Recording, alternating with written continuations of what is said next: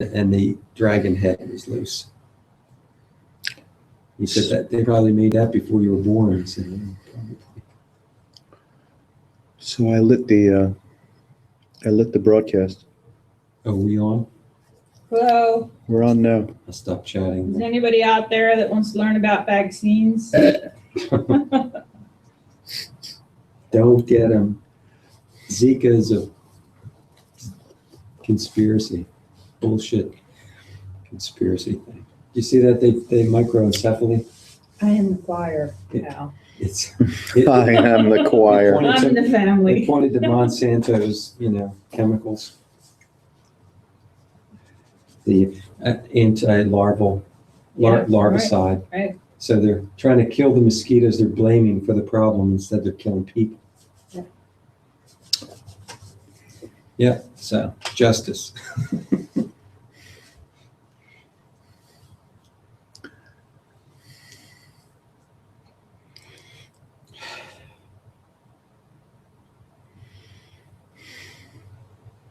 I can't seem to stop posting that on Facebook. Yeah, well, if it reaches one more person. I don't see that it has. I know, I posted a few things and somebody about Bernie and they said, you're preaching to the choir. I guess I was unfriended by all the rest. Yeah, I think I lost it for a reason. I can't really tell. If you're not losing audience, you're not telling the truth. 600 and some friends. Whoa. You know why? My criteria for friending someone is I met him once or twice. I like them in one way or another. And Yeah. if they'll friend me, great. It's a network of, because I don't use it. Good. I don't use it to bullshit. Yeah. Or rant or anything, unless you call, yeah, well, I guess, Uh-huh. I guess a political rant or a medical rant or, Why not? capitalism rant.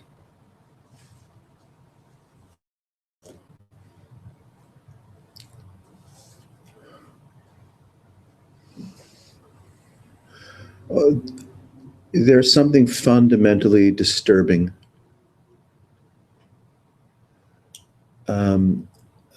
having to do with consciousness.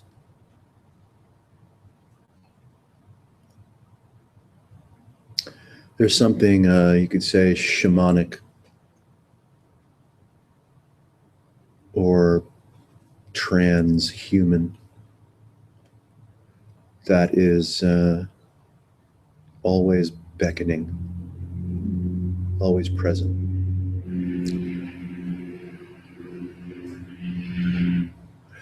And we, through conditioning or whatever you want to hold responsible, shy away from the invitation or the demand for radical relationship with being, and take up residence in soliloquy, in a contrived identity.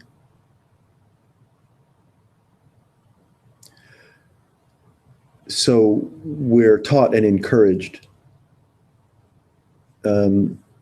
by the somnambulistic nature of the species at large to ignore, avoid, refute, and refuse our irrational nature, the surreal presentation of what you could refer to as actual experiencing. And once that refusal gets baked in, like imagine your consciousness in a kiln being fired to a fine ping, then one's, let's say, humanistic identity is fired in, baked in. and covered with all kinds of glaze.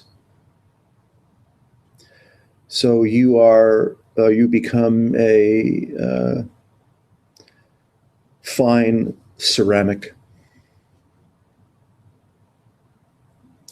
You are ceramiticized and lose touch with the irrational, transhuman, shamanic, disturbing intimacy with how we could say actuality is actually rolling.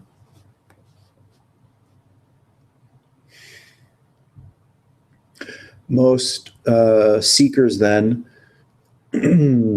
want to cultivate some kind of amelioration for their existential confusion or circumstantial suffering, their irritability and powerlessness.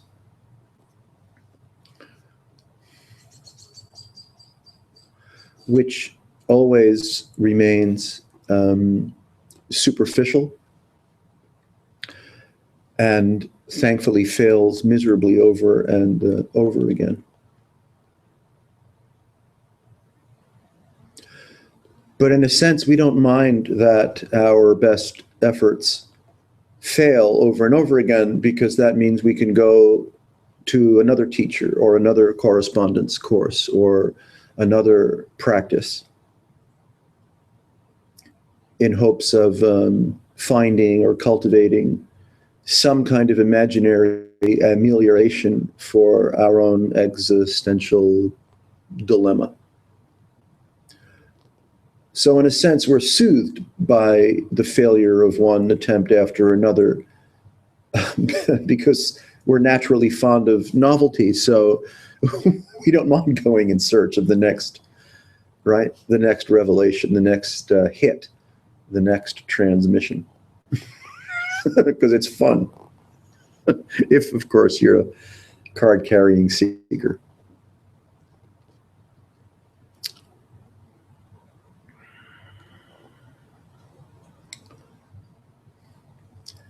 But if the rubber meets the road, if and when the rubber meets the road in your experience, one's experience, it,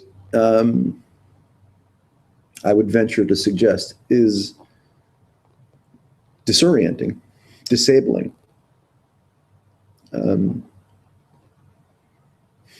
penetratingly intimate.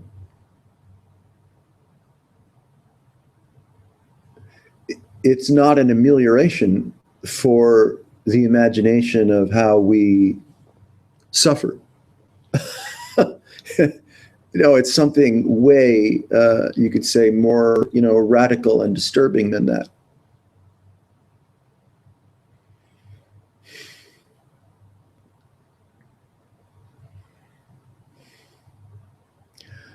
But we'd rather have a past life regression or a spirit guide than an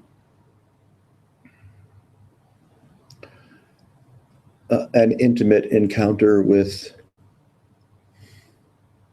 the dissolution of self, the dissolution of continuity, the dissolution of identity.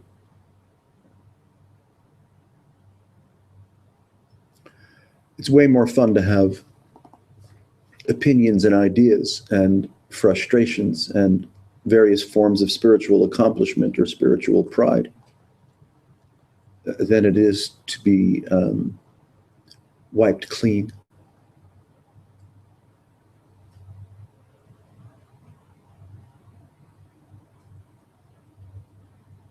At least you could suggest that that's the prevailing evidence.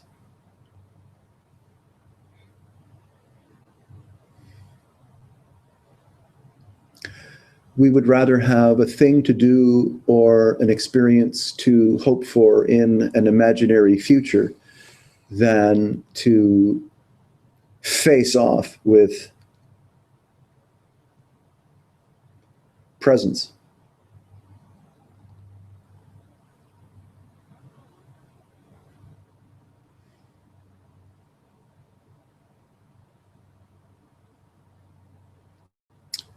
And of course, the encouragement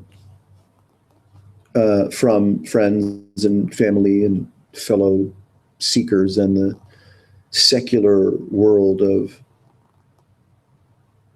society. All of those encourage remaining within the boundary field of conformist reality.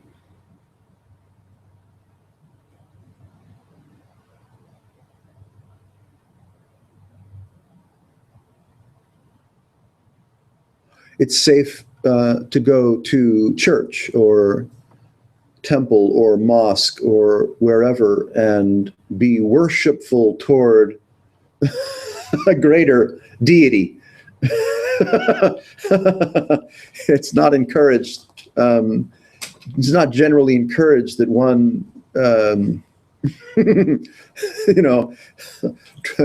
transmute into the revelation of the divine, the sacred. It's safer for us to be herded by various forms of authority, spiritual and otherwise, that give us permission to worship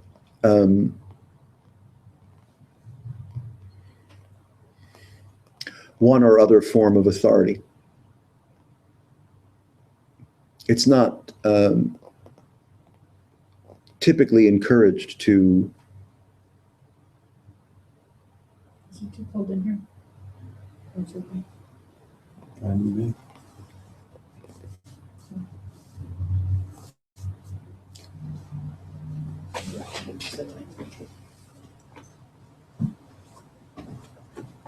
There you go.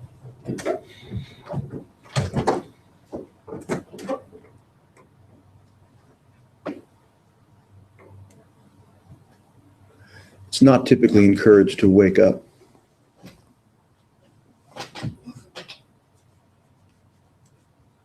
Do we need an authority?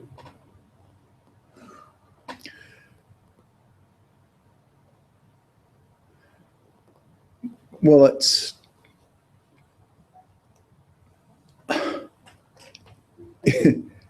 kind of an individual affair. I mean, it's surreal. It's magical.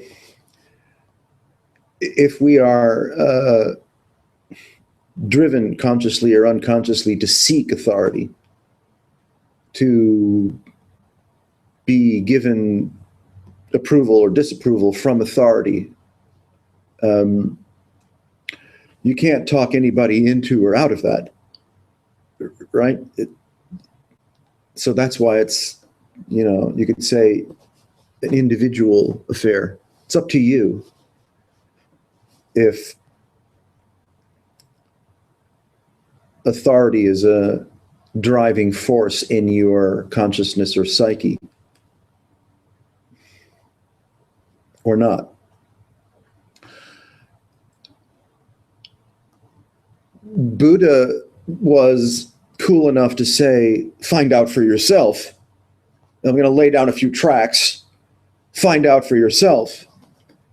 But you can see how Buddhism has turned Buddha into an authority, a worshipful deity as an idea or once lived human that is now revered as an authority. You think that maybe plays in our biology, looking for mommy and daddy, the divine mommy and daddy? Well, sure. You will find evidence of that throughout the mammalian primate kingdoms. Young lizards, I think, tend to scurry off fairly quickly. Forget the roots, right? Yeah. Dive in. You know, but ducks follow their mom for quite a while. Or any surrogate, right? Or any surrogate. That's right. A jaguar will do. Uh-huh. That's right. So maybe there's that spiritual impulse or something in us that compels us at times, consciously or unconsciously, to look up to something or look up. The infant human will not thrive without touch. That's right. Skinner sucked in his assumption that you could put him in this sterile environment and just Yep. roll a fresh Yep. Yeah. and not touch him. Yeah. Right. Crazy shit. Yeah. So there's no question, at least casually speaking, that the biology insists upon, demands contact and imprinting and all forms of, psychic nourishment to thrive. It's very interesting, actually. That touch is needed in order to create a being that that can sustain itself. Otherwise, it's just nothing. It's much more amorphous. But unless you really keep pressing in on the sides from like, hello, mommy, baby, this is me, this is us, with food. Yeah. A lot of pressure comes in to form a being. Yeah. Yeah. I don't know of too many infants that were neglected that became realized sages. I don't know. I don't know what you Maybe they did become realized sages and then died really young from neglect. come in as a sage. Yeah, I don't know. It seems that infants are sages, right? And then Sure. they are impressed upon to join us because it's so cold here. And we will swaddle you and pressure you from all sides to Yep. do whatever is. Yep.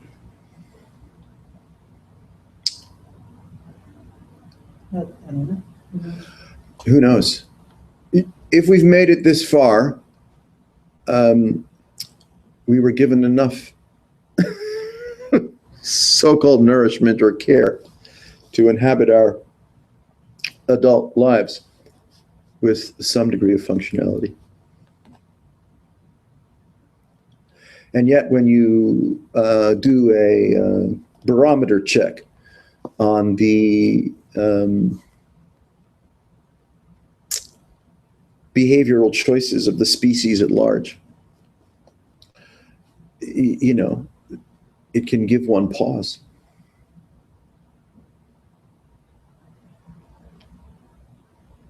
And the contrast between those content in the abstraction world, like just dive into books and bring to life these worlds from words, and then others go, I'm going to climb a tree, I'm going to build a fort, I'm going to dig a hole, I'm going to run around, I'm going to wrestle, Yeah. And everything in between. But it is interesting how somehow that impulse has us looking beyond what the senses would deliver to us and go, Yeah. wow, there's another channel, a multi-spectral channel that can pick up 1,000 stations at once or something. Yeah. To use a metaphor, as opposed to WFIL, or something. It's the freaking. How old are you, Dave? Huh? I know. WFIL. Wibbage and Wi-Fi. Those are the local radio stations. Yeah, I know. Yeah, that's right. I'm regressing in our conversation, going back to a junior high body of consciousness. Why not? Recapitulating. Well, that's where some of these things started to break through, actually. Sure. Because the five senses were like, well, what's this? It doesn't seem to fit anywhere. It has no context with anything that I remember in my past. And it seems to be taking me who knows where. Yeah. And who knows why. I think what it left was, or what it does leave even today, is that no matter how much I can collect in having some sense of something, it's hardly anything. Yeah. When In the sense of content, substance, something you can bank on, something you can invest in, something you can collect and distribute. And I don't mean the material world. we are ongoingly, ephemerally appearing. And the world is, if there were one, along with it.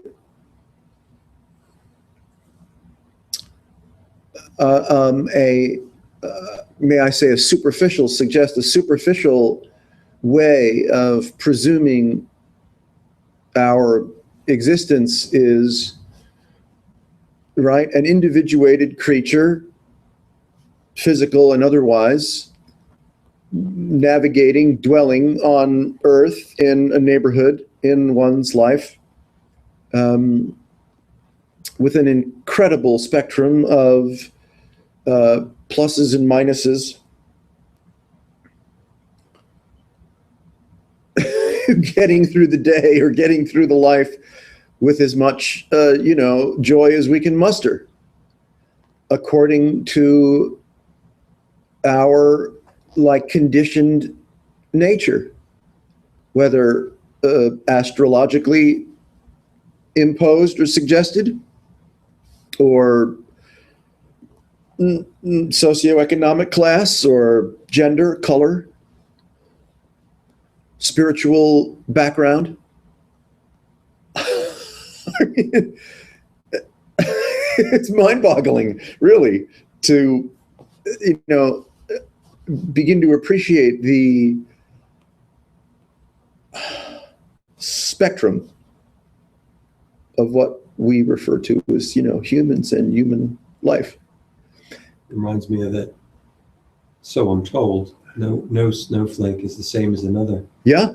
And it's falling through temperature, and crystals are being formed, and each environment is unique as it falls, temperature-wise and moisture-wise and whatever not. Maybe that's how we're all kind of like differentiated in a way. 3 inches to the left, 2 to the right. Yep. And you've got a whole nother being, a whole nother way of seeing. Yep. Even though it's not really seeing the whole, in a sense. Well, this is a kind of a fun, if not infuriating, conundrum.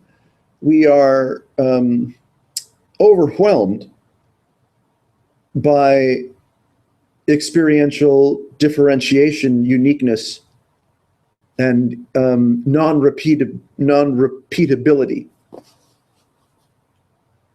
And yet, though this delicious madness is ongoing, we also manage to carve out a groove for ourselves, psychologically, emotionally, physically, in all ways, that sure looks like continuity of self, which is a kind of an entrainment of some kind of predictability, some kind of repeatability, some kind of durability, consistency of self, when the actual experience is blatantly novel. But if you know where the berries are, you tend to go back for them when you want the berries. Well, again, we have this curious, juxtaposition of the unutterable and I know where the berries are this time of year, right? We were speaking earlier about the way the biology shows up. Mm-hmm.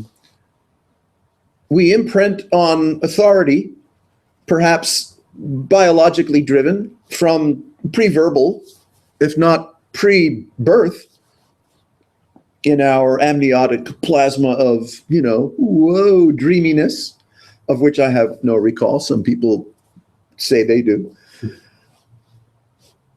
So this incredible impulse for differentiation, for being nourished by touch and welcome to our psyche, has has no conflict with what we might refer to as transhuman non-repeatability.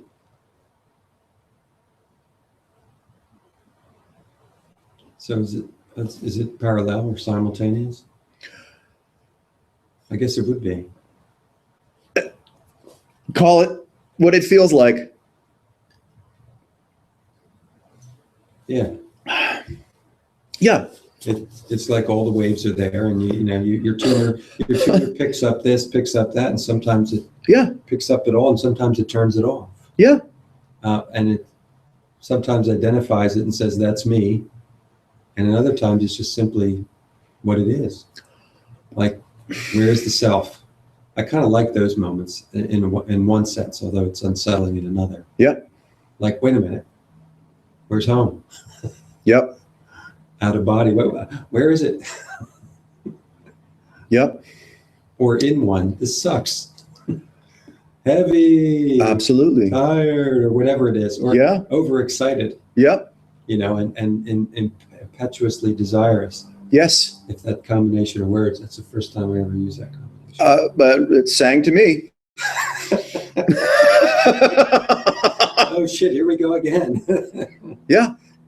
Kind of chasing the carrot, whether it's a spiritual one or one you can juice. Yeah, we're just a big tribe of carrot chasers. Oh boy. You'd like to think that some kind of fucking spiritual conversation, has some utility, has some kind of advantage because it's true, or that we would toil in spiritual practices, whether those are 1 week, 3 months, 13-year-long retreats, 3-hour recitations of the Chandi, dietary processes, all kinds of renunciations, maybe tantric indulgences, prurient or otherwise, in hopes of what? Purifying, spiritualizing, getting closer to God, winning, Sita's favor. And we do so in ashrams and institutions. It's the same working at Monsanto as it is living with Amici. That's a bit of a stretch. It's the same. I was thinking of how enamored I was with the chakras and the distinction, and then trying to turn them all on, or just being aware that if they're all on, that's closer to whatever. Yes. Now, it's a little harder for me to kind of equate that with a Monsanto employee that just made, the peak of the pyramid or something in their division. But without making a connection, see, there is an emerging judgment. Oh, yeah. Out of this consciousness. Sure. It wants to slap them upside the head. I hear you. And it's like, what am I seeing that compels me? What am I perceiving there that's saying you're a dick? And, yeah. And I've got the shit. Yeah. Why don't you wake up? You're a dick, and I want a hug. Yeah. I know.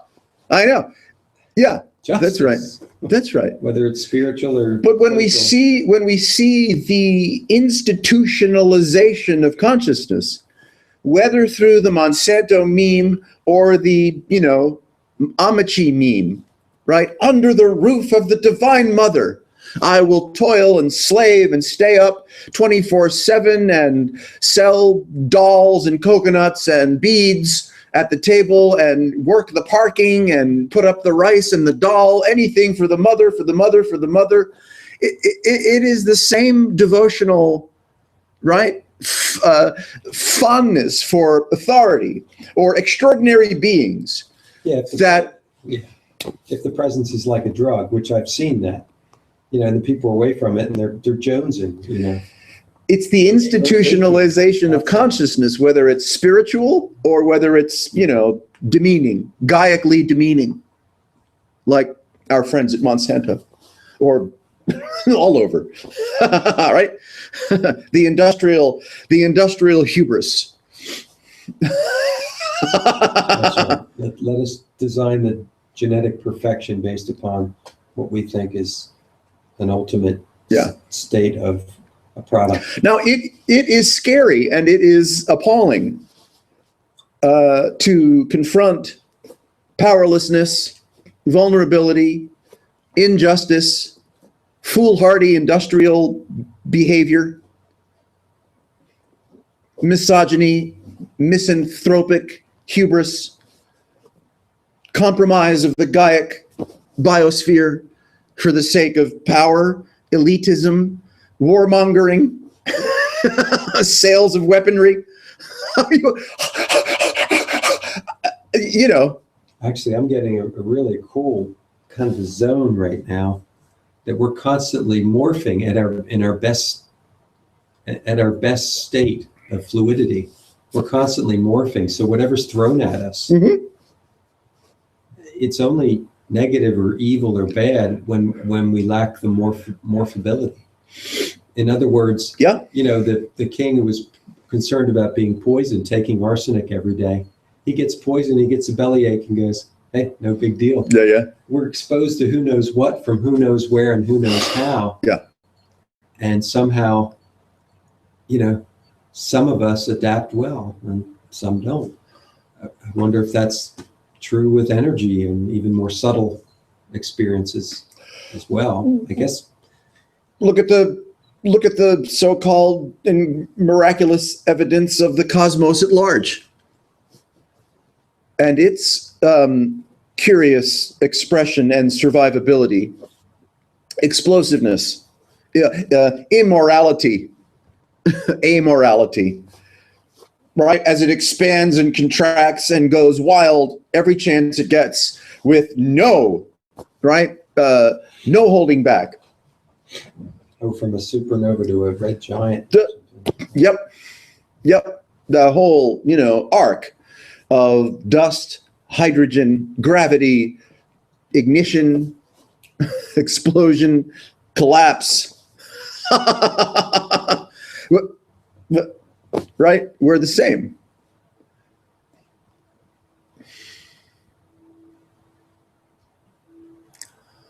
Fuck. I mean, you know, as coming from a presumptive platform or place of individuated consciousness tethered to body, tethered to mind, the bandwidth of what we're, let's say, capable of perceiving or dancing with can become narrow.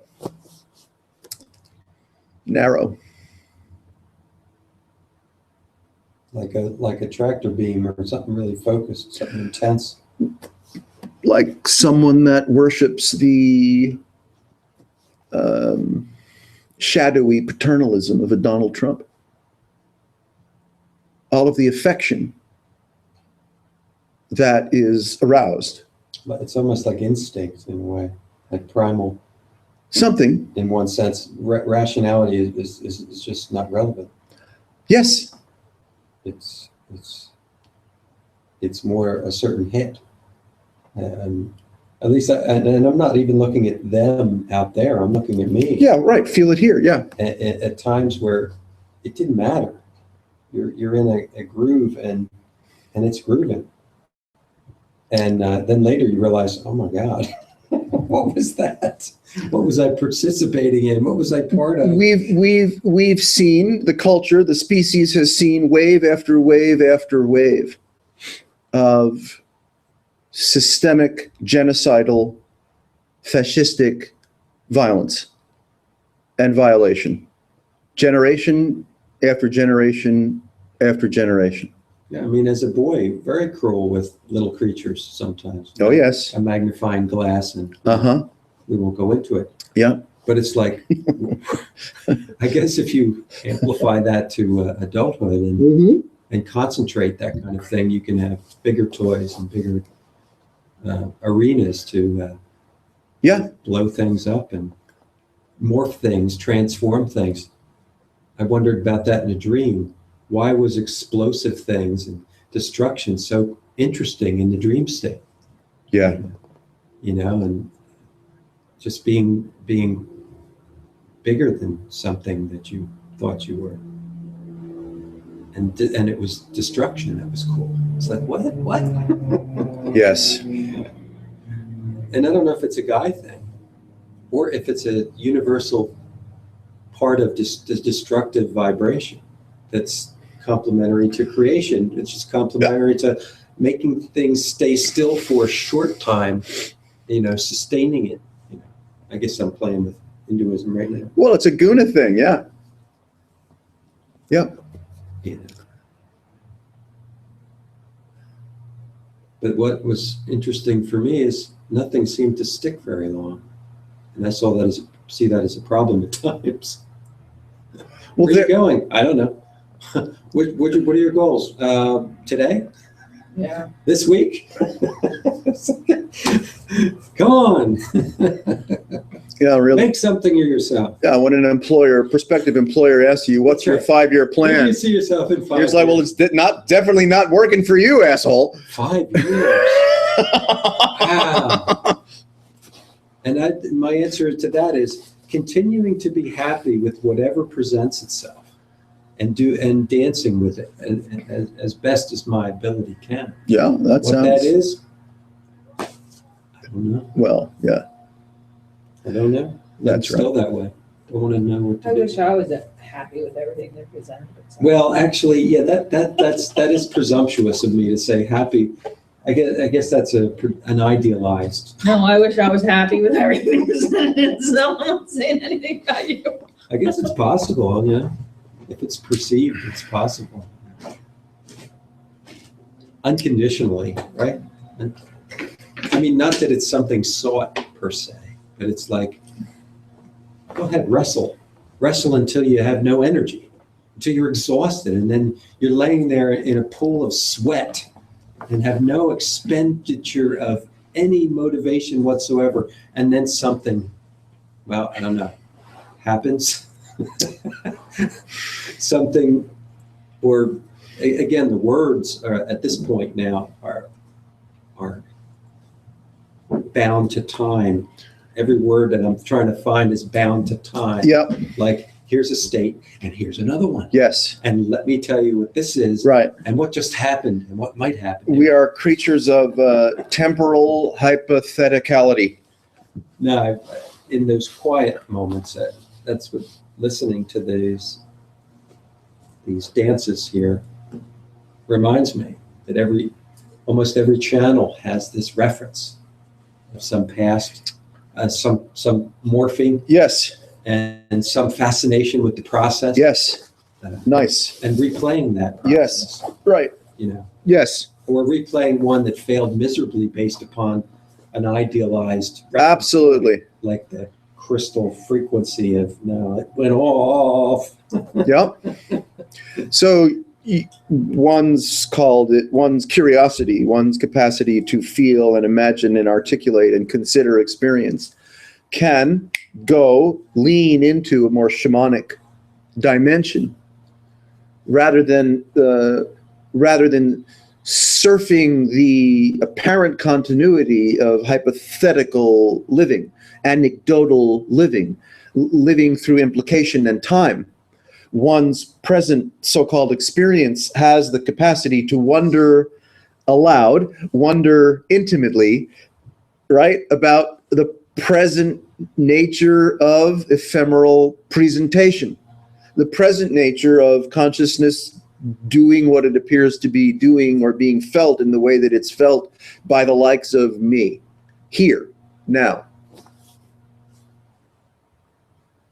And, humans don't often stumble into a quality of intimacy where our intelligence, our availability can be free from momentum of self and like, whoa, wow, whoo, wow. Because this is presently intimate and yet unspeakable. It has no hesitation, no shyness and yet you can't really occupy it.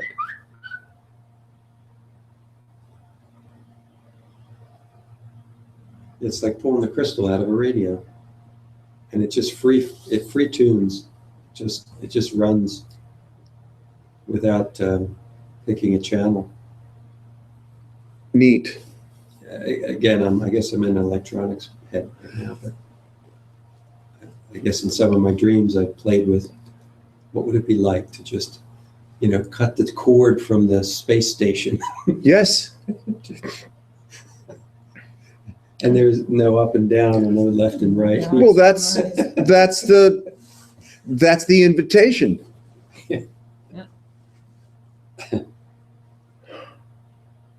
And then at some point you what was that?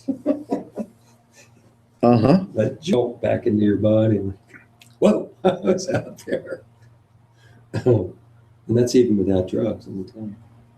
Well, it's we could argue it's better without drugs. Yeah, well, actually the first time I tried mushrooms was recently, and it was a very familiar place. Yeah. It was like, oh, Right. wow, very tiny. Hello, old friend. Yeah, because it was sort of like an untethering from the ground of assumed being, you might say. Yes, untethering from the ground of assumed being. That kind of I think, therefore I am. Really? Ay. Very active mind. Metaphor as mind is activized.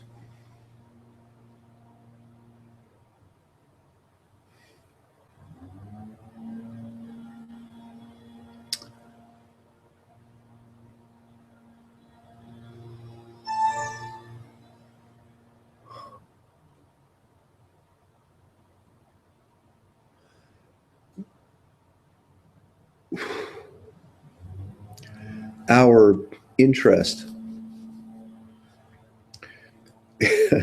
is with the recognition, firsthand encounter with the lapse of metaphor.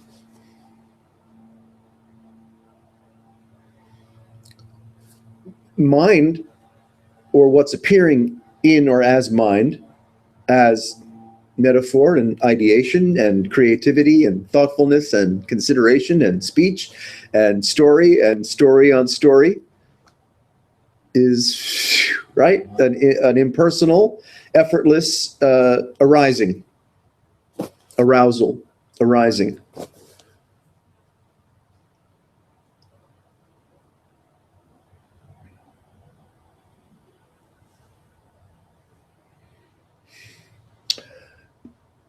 Underneath, to the left, to the right, slightly above, slightly prior. Even though, right, the silence of self is concomitant with the effusive nature of mind. Mm-hmm. We can't occupy, right, one, you could say, without the other. Though,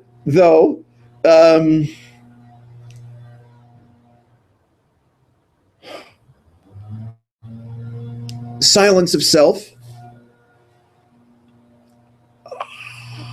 is felt, known, seen, clear as a bell. And there's a quality of attentivity, a quality of nourishment, curiosity, novelty, fascination, or disregard entirely of the recognition of the absence of self, the cessation of self. So this revelation of being prior to, or just underneath the effusive nature of mind, makes itself known. It reveals itself to thee.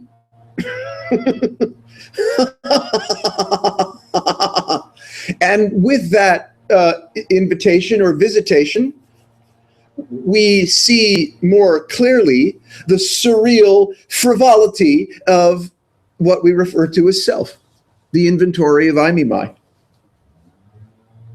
Because a moment or a quality of unutterable stillness, unutterable silence, which does not have to be still or without sound, transcends the evocative nature of metaphoric association. And that transcendence is here, this, now. It's not elsewhere. It's this. It is this. Just as the effusive nature of ideation and mind and self and time and location is also, without effort.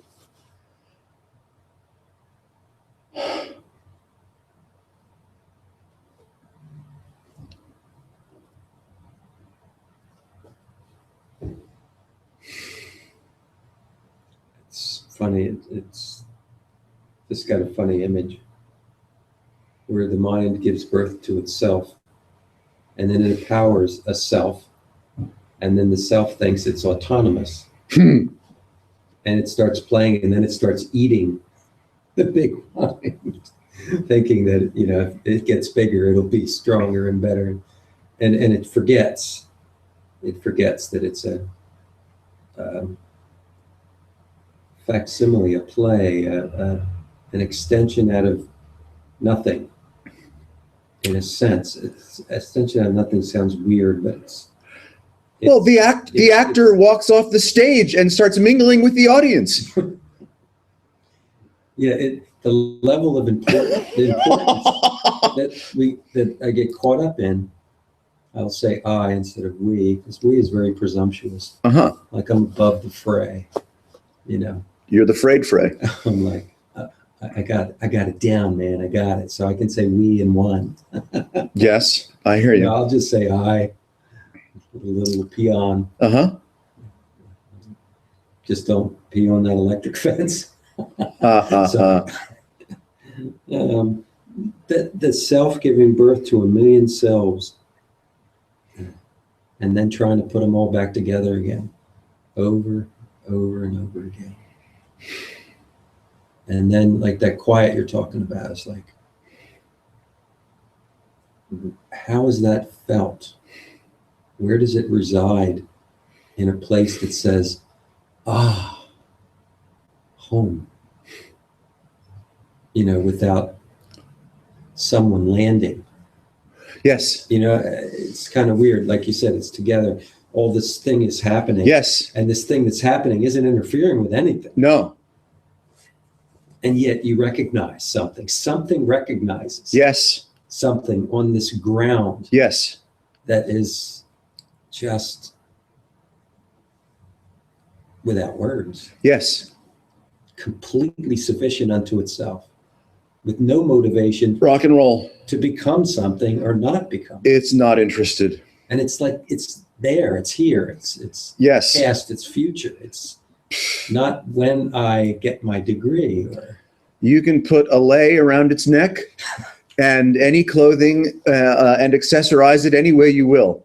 There you go. And it will not resist. It will dress up any way, right? You might wish to dress it up. Now, thinking of how they would dress Sita and Rama. That's right. At the temples every morning. That's right. Do their, yep. Call it. Yeah, open up the curtain, wake up the deities. And that's sort of like an externalization of this. Absolutely. Core aspects. Yes.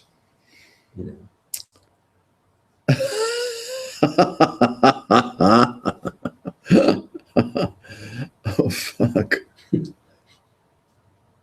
So we extrovert to ameliorate disquietude.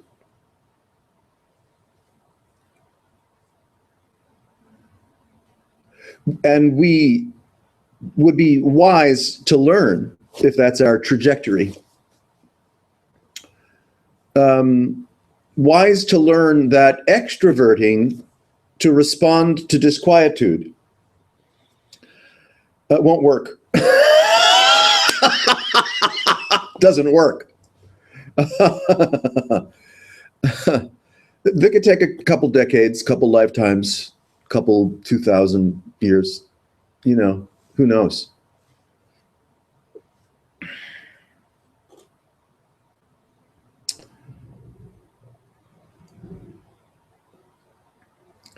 The gift of the inquiry, the gift of any practice, the gift of, you know, the curious conundrum of living.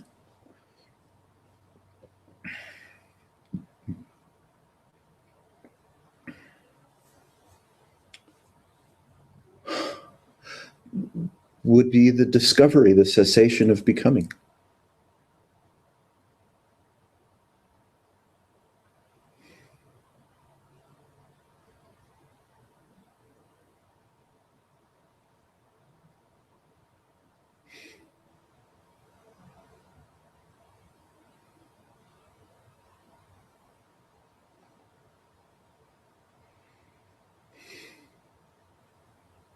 Perfect place for a pregnant pause.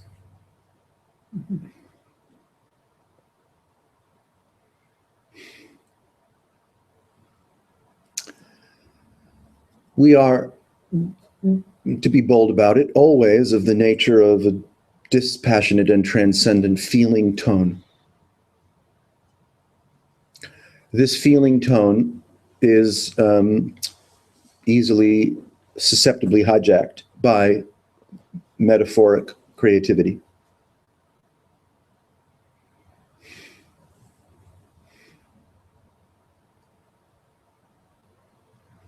The challenge, the shamanic challenge, the transhuman challenge, the disturbing, disturbing challenge is to be curious enough, interested enough to discover what this is, what we might be or not be, out from under the influence of anecdotal hysteria. Which does mean the rejection of our own authority, right? I mean, we're taking our own conditioning, our own consciousness on. We're taking ourselves on as an inner authority to see what it's made of, what I'm made of. If I'm not willing to dismantle myself, which you could say tends to be the the default, right? Then I will be a sucker for worshiping authority for the long haul. Yes? That's... I want control, so if I'm the head honcho and I aspire to be that, I can take care of the universe, my universe. Yes. And do with it what I will. Yeah. Yeah, there's a million ways to articulate it, consciously, unconsciously, authentically, inauthentically, righteously, non-righteously. Which is inverse to that. It's a delicious surrender. Yes. In a matter of speaking. Yeah, that... If I am unwilling to dismantle my own inner authority, my own inner credulity, my own inner certainty, belief, and superstition on all fronts, then I am a sucker for worshiping an external authority for the long haul. That's the conundrum, if I could be so philosophically or sociologically bold. That's what the species is suffering from. The externalization of outer authority because the encouragement, the education, the intelligence is unwilling to dismantle the inner authority that continues to insist on separation and individuation and temporality.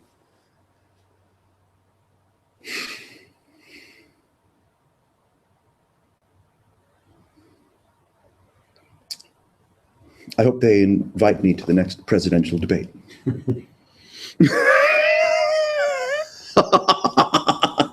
Friends, let's talk about this.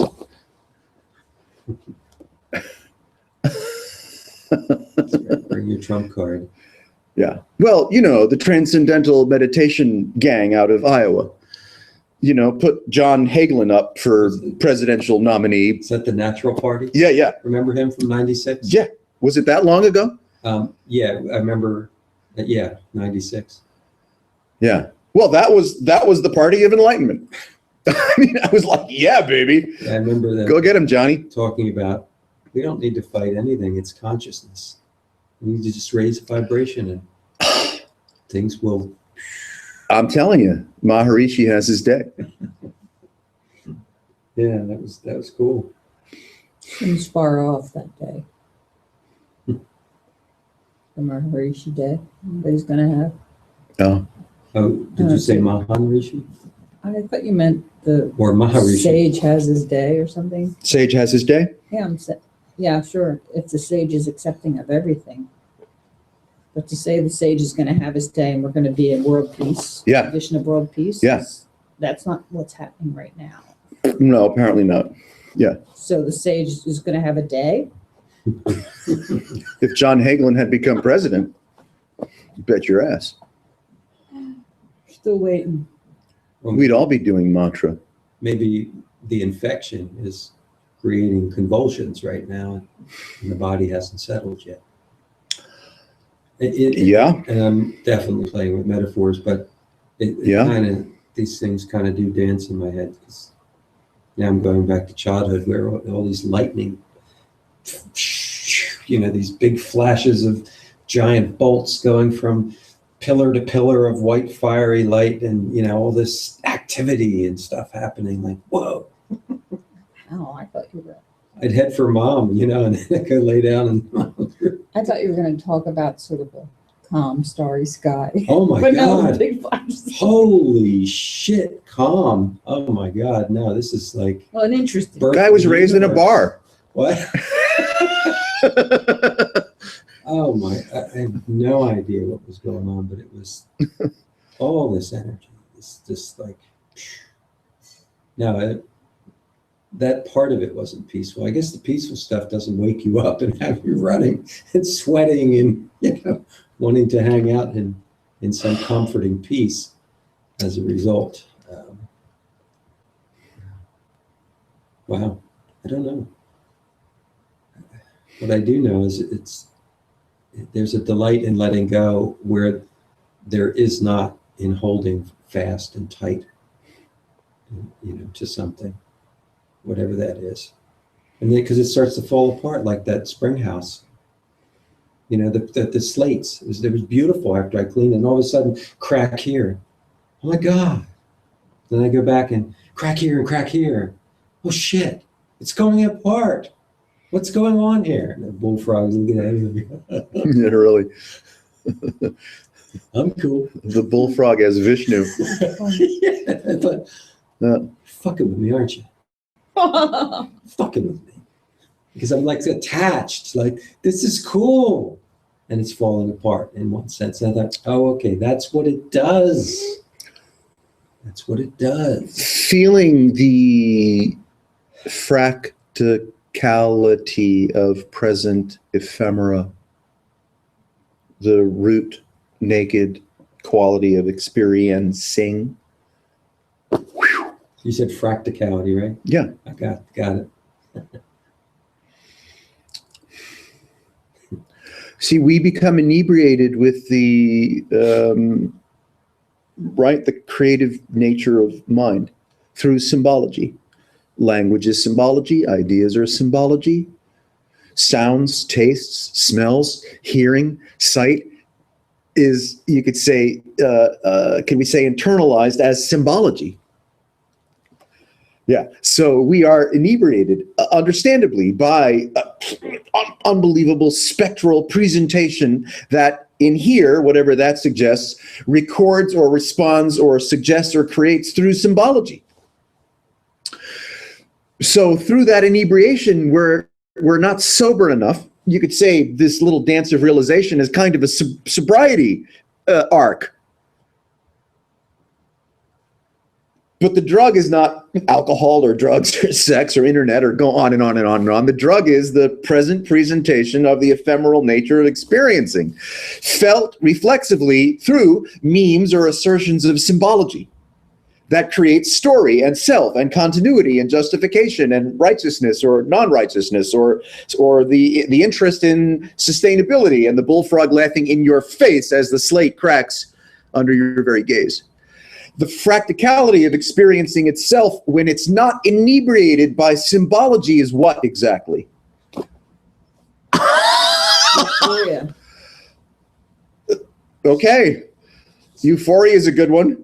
Some kind of stream, but it's not stationary, that's for sure. It's not fixed. It has no pause button in the sense of hold that, it's so freaking good.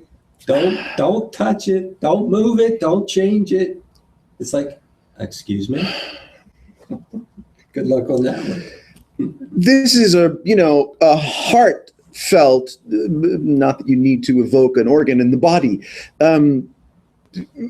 discovery, intimate discovery of what is the nature of actual present experiencing if I am not distracted by symbology.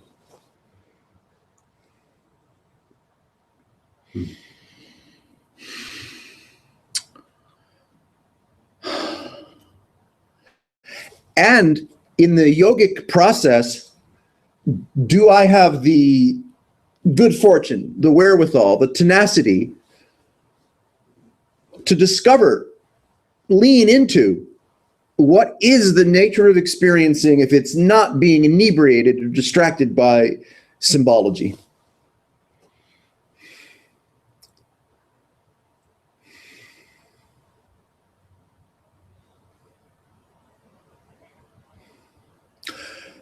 We've known each other for a while. We can have this conversation.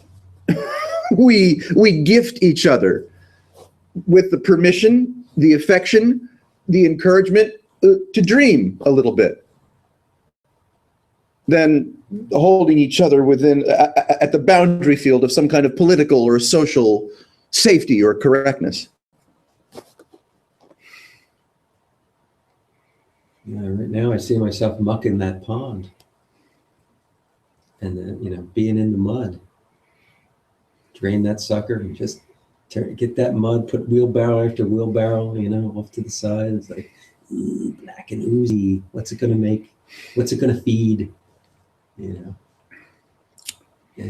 it's kind of like the inverse of the form and attachment. The stuff gets washed in there. It just breaks down, gets real dark and loamy and smelly. Dark and loamy Sangha. I like it. I would go. What's the name of your group? The Dark and Loamy Sangha? Fuck, when's your next meeting? People would come just because of that. Gardeners know dark and loamy. Gardeners would come. Positive. Did they say Dark and Loamy Yes, Sangha? I am there. They understand. I am so there. That's right. We come out of meditation, we all look like mushrooms.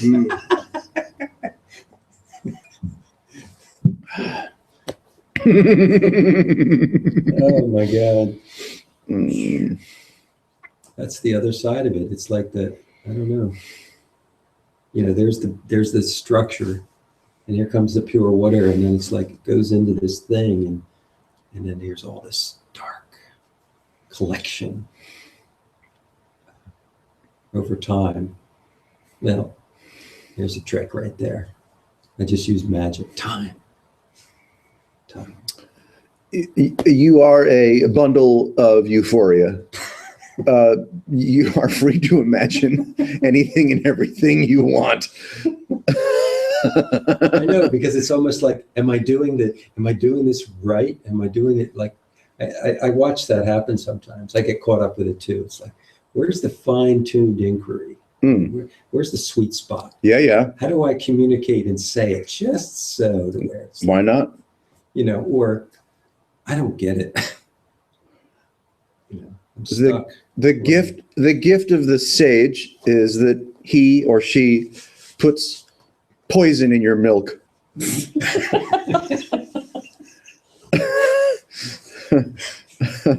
that could have happened. That wouldn't be ayahuasca, would it? Worse, worse. So I hear, because I haven't had that Yeah. experience. Me neither. I don't really want to vomit, actually. It's almost like really just getting past Yeah. that control center, maybe. Because like those merry-go-rounds or the things that spin in the parking and the playgrounds. Mm. Yes. They would make my head. They would make my head really strange. I couldn't handle it. Yeah. Or the boats going up and down. Mm. And I connected it to how much control I want to be and to have, Mm-hmm. and to not be in control. Yeah. See, I thought it would have been you were all that much more sensitive to be able to feel that in that way. Okay, I like that. I'll take that. Because I couldn't get it. Some of them were just like, more, faster, faster. And I'm like, find me a bush and I'll grow up on it. But there are times emotionally Mm-hmm. confronted with a conflict that is just overwhelming Mm-hmm. and immediately feeling sick. Stuffy nose. Oh, and just yeah. pain in the sinuses and just like, just like that. And just like that gone too. It's like, I have wow. I have provoked a few spontaneous flus in my life.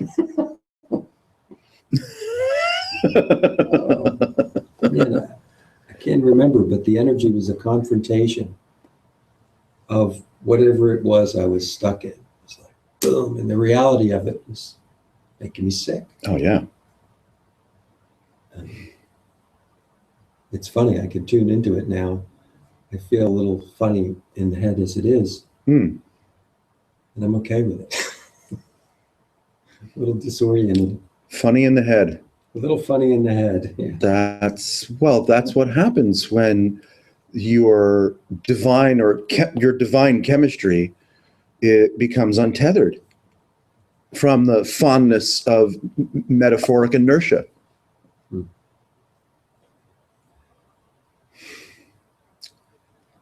There will be, shamanically speaking, right, somatic gestures accompanying the untethering from, right, metaphoric identity.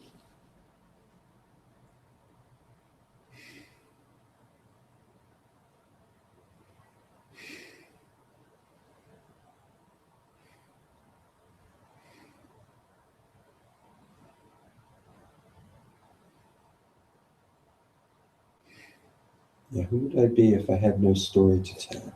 Kind sir, what fun.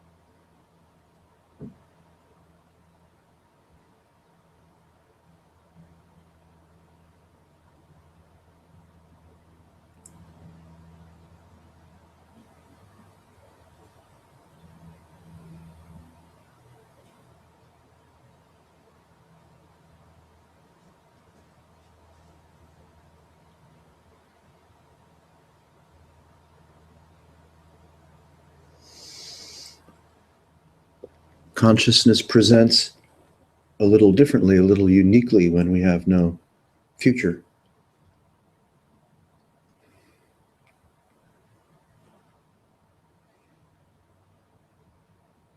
Is that what Milarepa meant by hopelessness? I would imagine so. Out of that whole thing, that stuck because it was like, what? Mhm. He says, yeah, when you finally come to the place of hopelessness, Someone gets me. you have arrived in a place where presence will fulfill. And it's in a manner of speaking. In a sense.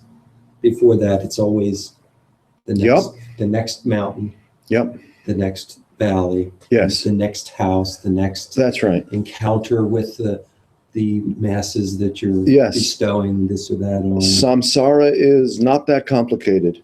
Self and time. Samsara, self and time. And self and time are the same. Makes it even less complicated.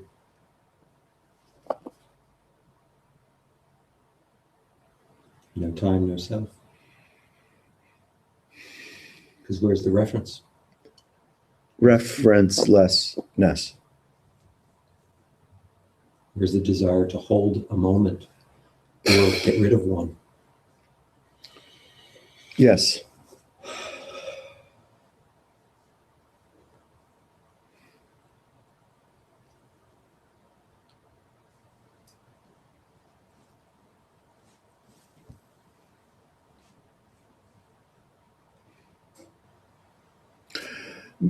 Playing in this way, hanging out in this way, we, let's say, agree to look underneath the hood of conformist reality.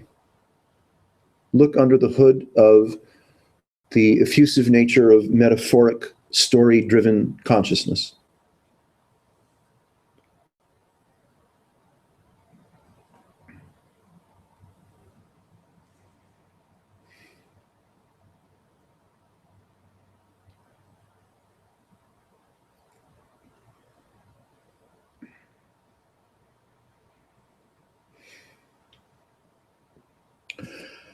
Teachings and practices are teachings and practices. They can only confer, right? Metaphoric continuity, a sense of becoming, or a sense of hopeful discovery. That's what sells. And admittedly, who hasn't, learned to walk in that manner in one sense or another? Right? Yes, no question. Of course.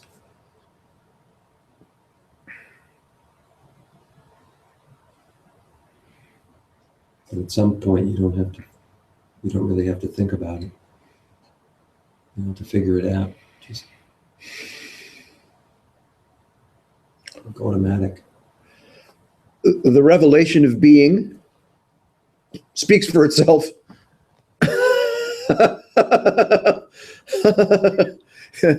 Yeah, it doesn't require any further justification.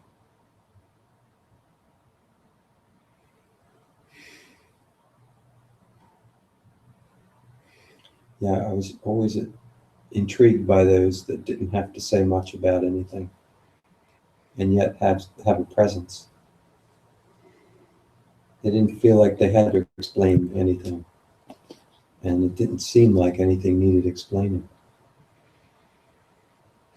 And then you leave that vibration, and all of a sudden, the mind is just running, trying to recall and capture and enhance and improve and get more insight. And that's the lifelong meet more. But in the vibration, you're not looking for anything. You're relieved. Quiesced. Yes, in some strange way.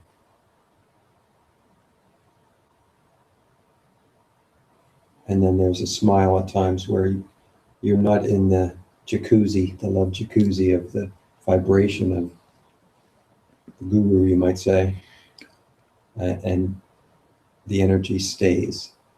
In one sense, stay again is elusive. And sustain is also inadequate, because again, sustain is time and stays is time. There is no thought that you need more. And then there is. Bada bing, bada boom. Time to take a shit. Time to eat. Time to sleep. Love and be loved. Need to go tell someone to fuck off. That's always a good one. Well, I could have used that energy many times in the stories that I've carried to this moment, Oh, sure. where you just smile and it's accepting. Something wasn't right. Something wasn't quite right about that. I could have really used a fuck off at that moment. Something's not quite right about everything.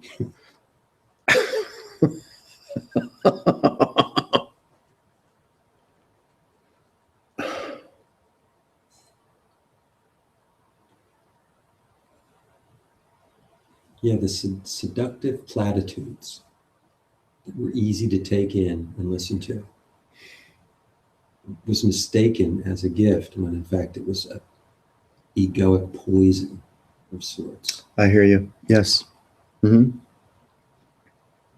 And then it's not there and you're hungry.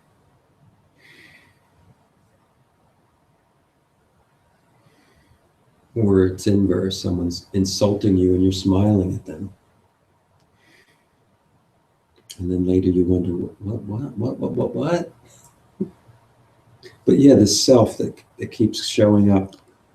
You're on the receiving end of a nonstop onslaught of 105 mile per hour curveballs, and each one is hitting you in the head, and you can never get to first base. Yeah, it lands, it tells a story, it expands on it, and then it's off again.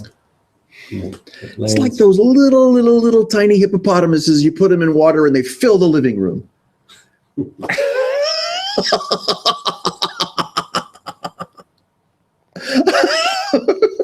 Oh my gosh. Mind is like that, right? It's like a sponge. It takes the smallest seed of nothing at all, it fills the living room. It becomes consuming.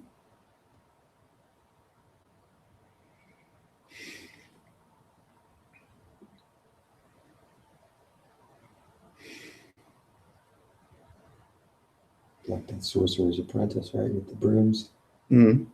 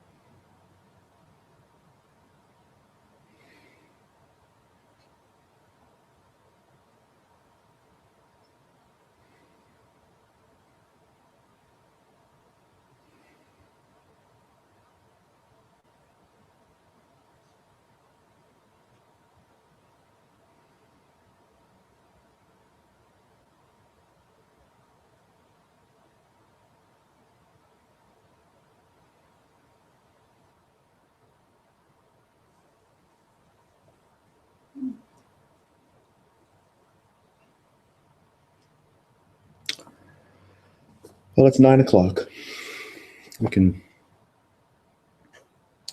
We can just stop all this.